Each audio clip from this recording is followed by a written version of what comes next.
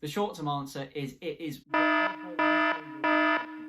What's up guys, welcome back to the channel. In today's video we are going to be discussing a very interesting topic which a lot of producers in the beginner to intermediate stage might want answering. Having been working in Logic for 9 years, I got to a certain stage where I was questioning whether Logic's stock plugins or software instruments were limiting my capabilities as a producer and what I could produce. Now there's a short answer and there's a long answer to this question in the title of this video. When asking is it better to upgrade software or plugins first, the answer is it's not that simple. Now the short answer to this question isn't yes or no. I'm going to tell you why it's not as simple as saying yes or no. But before I do get into it guys, hit that subscribe button. It's the best way to support the channel, any future content like this. And if you want to get into music producing, if you're a beginner, intermediate or even advanced, you want to learn some new stuff you maybe didn't know about music producing, songwriting, then this is the channel for you. My name is Joe Gautry and I'm a freelance producer based in London. Some years ago I was at the same stage that you guys are at in your music producing journey, and I want to help you progress with your careers and make music full time. But anyway, back into the video. The reason why this isn't as simple is because I feel like this is the sort of question which is a producer by producer basis. If we take one producer for an example for this case, we're talking about Phineas, Billie Eilish's brother, produced basically all of Billie Eilish's songs. Now the thing that's very interesting about bringing him up is the fact that he is the sort of producer which has always thrived on limitations. And the thing that's amazing me about Phineas is how much he has been able to get out of Logic Pro X and the Logic stock plugins. Now he does have a few third-party plugins, but when it came to the time of producing Ocean Eyes, back when Billie Eilish was soaring to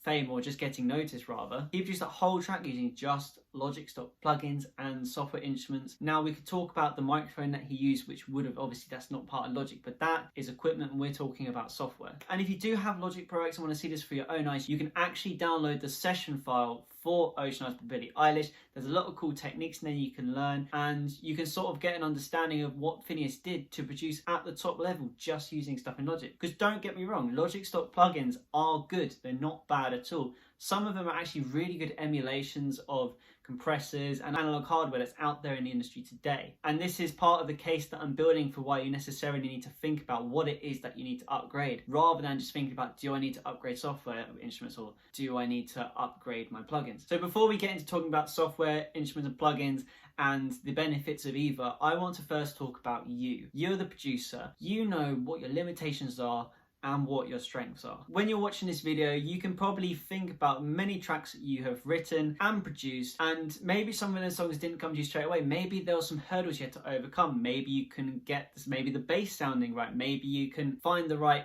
EQ settings or compressor or effects on a certain instrument. Maybe you couldn't find the right sounding instrument, like maybe you didn't think the piano sound in Logic was good enough, or you couldn't find that synth sound that you wanted. So when you're sat there thinking about how you want to invest in yourself to limit your limitations, think about what it is that you actually need. A lot of people nowadays, they just love to throw money at stuff, especially when it comes to like the high-end plugins, because they go under the logic that if I have the most expensive and the bestest and top-rated plugins, I'm going to instantly become a better producer. And that is not the case, because if that was the case, there would be a lot of other producers in the world right now making millions, or in fact the whole market would have saturated and no producers were making any money at all. You know what you're good at, you know what you need to improve on, so you need to invest in them areas which will help you when you feel like you're being limited and you're getting a creative block. Now if I'm talking about my example for where I started, and the first thing I invested in, for me it was plugins. Now the reason I chose to invest in the Waves Gold bundle, to be exact, I'll leave a link below for that by the way, was because I felt like I could actually make the most of Logic stock plugins, mainly due to the fact that I like to mix sounds up. So when I want to make a good piano sound, for example, I would mix the Steinway and the Yamaha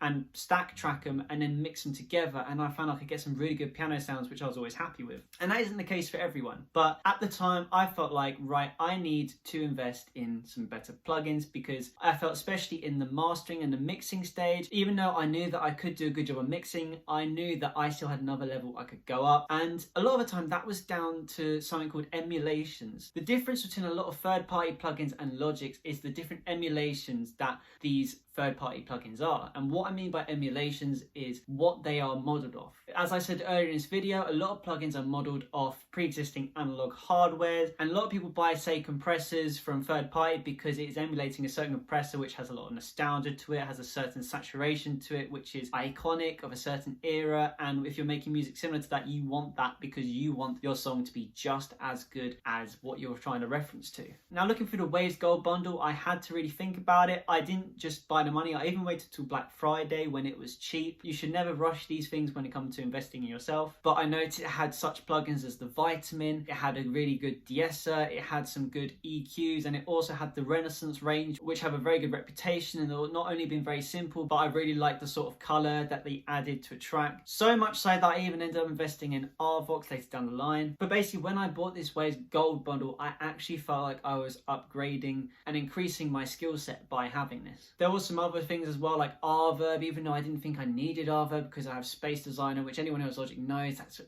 absolute vast array of reverb samples in there. But having these extra plugins gave me more chances to experiment, and I found it very interesting because that way I started to learn new mixing, mastering techniques. I had multi-band compressors, which I felt like did a better job than the multi-band compressor in Logic, so instantly my mastering got better as well as my mix downs. So it was a good investment, and this is the thing you got to think about. And because I had taken the time to make this decision, I instantly felt like I was a better producer for buying this bundle. And that's the decision you've got to make. A year down the line, eventually I decided that I need to invest in software instruments because there is some incredible sounding software out there you can buy, instruments, because obviously Logic doesn't have every single sound in the world. And at the time I was a massive fan of this artist called Lauv and his productions, and he had a lot of samples and sounds which were using Omnisphere. And because I wanted at the time to produce in a style which is similar to Lauv, that's when I decided I wanted to invest in Omnisphere. And again, that was something which I felt like was a good investment. I didn't buy it till I felt like I needed it. And I think that's the message of this video. You shouldn't buy something unless you feel like you need to get it, because as a producer, it's really good to be able to experiment, blend sounds together to get the one you want. So if I'm trying to answer the question of do you invest in software instruments or in plugins, that was the long-term answer. And again, the short-term answer is it is whatever you feel your limitation is. Don't just go out and buy loads of software instruments because you think it's going to make your mixes instantly sound better, because yes, you might have better sounds, but then that doesn't improve your songwriting because you're still going to have to think of their melody ideas, the hooks, and it may improve in the mix down, but do you really want to spend £300 on something, especially if that's a lot of money to you to spend, if you feel like it's only slightly going to improve your mixes? Because at the end of the day, if you're struggling to write, maybe it's not a case that you need to get new software instruments and able to get better at that. It's the fact you just need to practice more, write more songs, understand what your style is, find yourself, and in that way you might realize that you could save money. Because again, going back to the Phineas idea, you do not need to invest in software instruments to get that pro sound, be a pro producer. On Logic's plugins, they have a lot of emulations of equipment that's out there. Their vintage EQ collection, as well as their 6 compressors that they have, which all model different famous compressors which have been used throughout the decades. They are very good. There are some better ones, third party, so again, it comes down to preference. If you feel like you really want that saturation emulation, then go for it, pay the extra, get them. But Logic's compressors are good, especially the Platinum Digital. I really like how flat and clean it is. It makes mixing very easy if you've already got a sound that you're happy with. As well as the EQ collection, which I think the Tube EQ especially, it's quite impressive if you use it the right way. And it's got a few other tricks, Logic. So if you ever feel like you're getting that limitation, Logic, for software instruments and for plugins, maybe it's time for you to actually go through Logic and know it like the back of your hand. Try every single instrument, because I'm guaranteed there's some sounds you haven't heard before. I highly recommend that first you go through the sound bank of Alchemy. There is some really good sounds in there which you can find in modern day music, as well as start layering and stacking sounds together to get ones you want. That means in Logic you can create endless sounds, and because you're stacking as well, you'll be creating something which doesn't exist. It will be your own sound and you'll be putting your own stamp on your music. So again, because you as a producer are unique, your style is going to be unique, the songs you write, it's going to be personal to you,